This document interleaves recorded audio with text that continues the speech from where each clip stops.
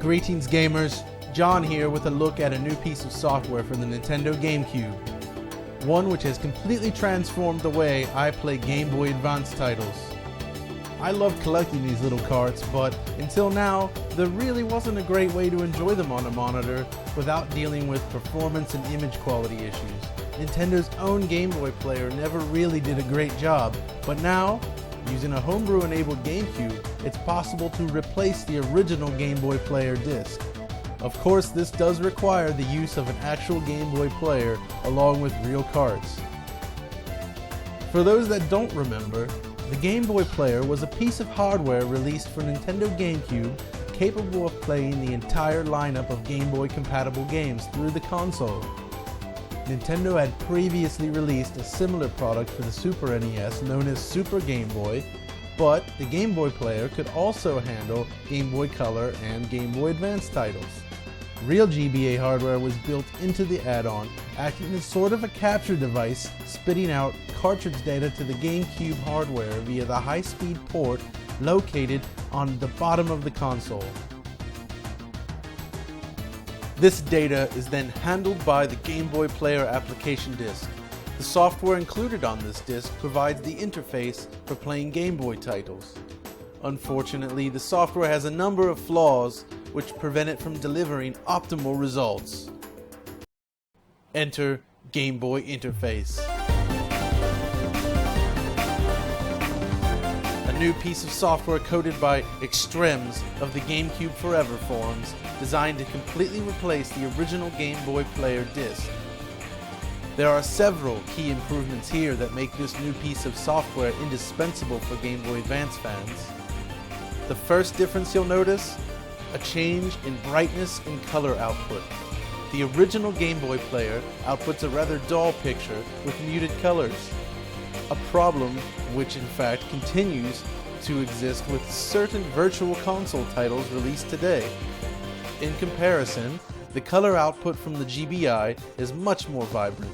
You can really see the difference when the two are put side by side. In addition, Game Boy interface natively outputs at a proper low-resolution 240p mode.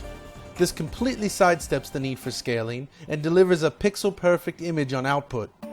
With the right display hardware, the results are much sharper than what you get with the Game Boy player disc itself. Notice how much sharper the pixels are in comparison and how clear they remain in motion. You can see edges smear when using the normal 480i mode, while even using the 480p mode produces a blurrier, softer image in comparison to what you get with Game Boy interface.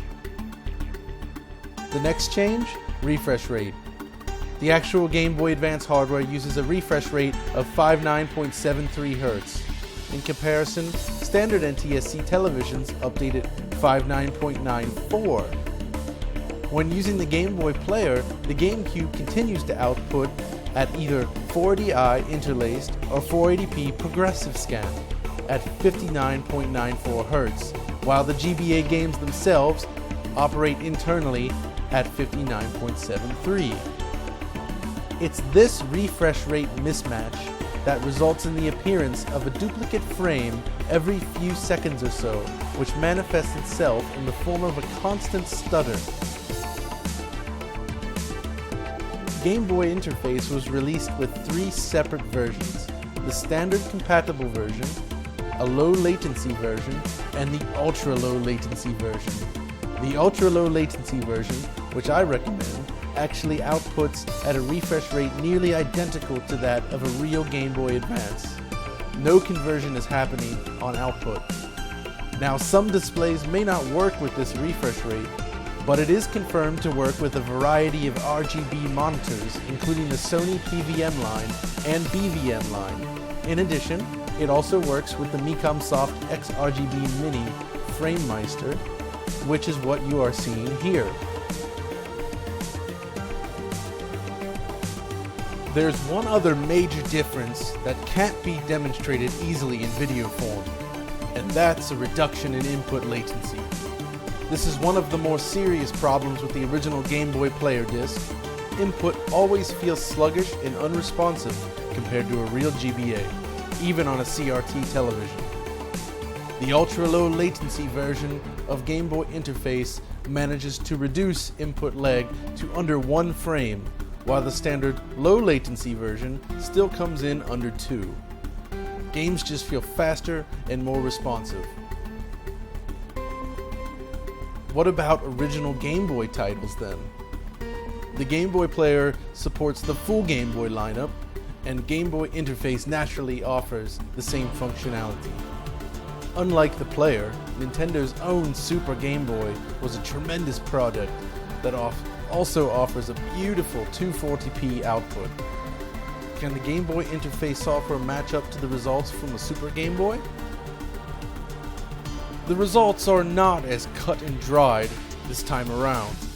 Both add-ons offer excellent Game Boy performance, but the Game Boy Interface actually delivers more accurate results. The original Super Game Boy, you see, is known to run 2.4% faster than other Game Boy hardware.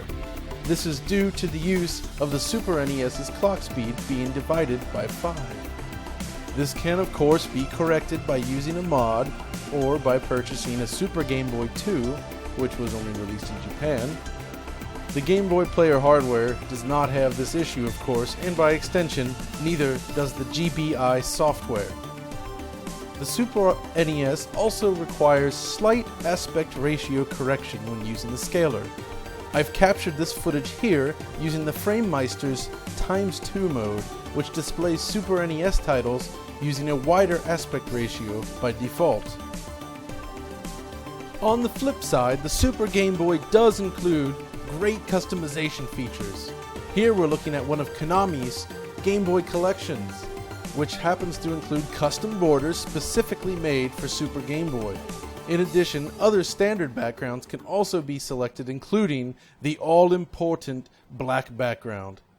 Custom palettes can also be created and configured, in addition to a wide selection of pre-made options, including one which mimics the look of the original spinach green Game Boy. Some games even make use of the Super NES sound hardware and its larger killer palette.